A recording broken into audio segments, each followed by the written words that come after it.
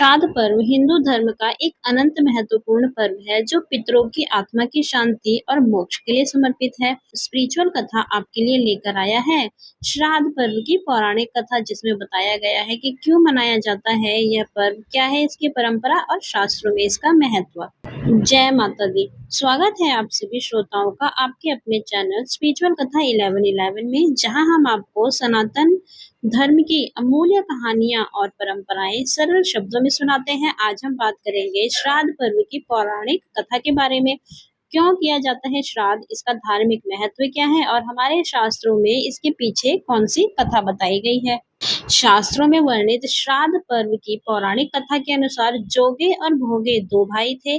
दोनों अलग अलग रहते थे। जोगे धनी था और भोगी निर्धन। दोनों में परस्पर बड़ा प्रेम था। जोगे की पत्नी को धन का अभिमान था, किंतु भोगे की पत्नी बड़ी सरल हृदय थी।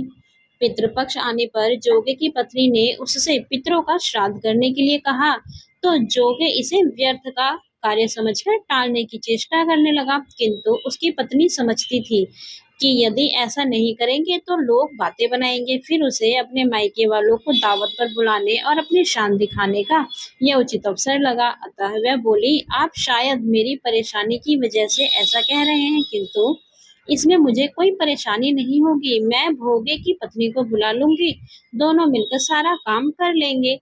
फिर उसने जोगे को अपनी पीहर न्योता देने के लिए भेज दिया। दूसरे दिन उसके बुलाने पर भोगे की पत्नी सुबह सवेरे आकर काम में जुट गई। उसने रसोई तैयार की, अनेक पकवान बनाए, फिर सभी काम निपटाकर अपने घर वापस आ गई। आखिर उसे भी तो पितरों का श्राद्ध तर्पण करना था। इस अवसर पर न जोगे की पत्नी ने उसे रोका, न वह रुके। शीघ्र ही दोपहर हो गई। पितर भूमि पर उतरे।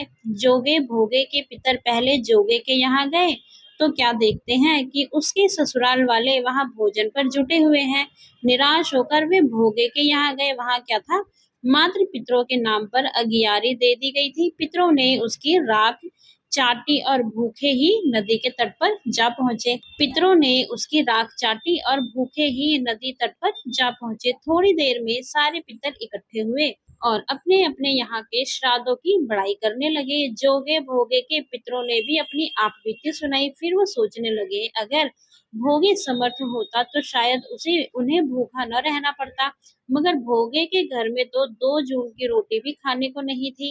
यदि सब सोचकर उन्हें भोगे पर दया आ गई। अचानक वे नाच नाच कर गाने लगे, भोगे के घर धन हो जाए, भोगे के घर धन हो जाए। सांझ होने को हुई। भोगे के बच्चों को कुछ भी खाने को नहीं मिला था। उन्होंने माँ से कहा, भूख लगी है। तब उन्हें टालने की गरज में भोगे की पत्नी ने कहा, जाओ आंगन में हौदी औंधी रखी है, उसे जाकर खोल लो और जो कुछ मिले बांट कर खा लेना। बच्चे वहां पहुंचे तो क्या देखते हैं कि हौदी मोहरों से भरी पड़ी है। वे दौड़े दौड़े माँ के पास पहुंचे और उसे सारी बातें बताई। आंगन में आकर भोगे की पत्नी ने यह सब कुछ देखा तो वह भी हैरान रह गई। इस प्रकार भोगे भी धनी हो गया, मगर धन पाकर वह घमंडी नहीं हुआ। दूसरे साल का पितृपक्ष आया। श्राद्ध के दिन भोगे की स्त्री ने 56 प्रकार के व्यंजन बनाए। ब्राह्मणों को बुलवाकर श्राद्ध किया, भोजन कराया, दक्षिणा दी। जेठ जिठानी को सोने चांदी के बर्तनों में भोजन कराया। इससे पितर बड़े प्रसन्न तथा तृप्त हुए। तो श्रोताओं, यह थी श्राद्ध पर्व की पौराणिक कथा। आशा है कि आपको यह जानकारी उपयोगी लगी होगी। अगर आपको वीडियो अच्छा लगा हो तो लाइक और शेयर करें और स्पिरिचुअल कथा 1111 को सब्सक्राइब करना ना भूलें। मिलते हैं अगले वीडियो में एक और दिव्य कथा के साथ। जय माता दी।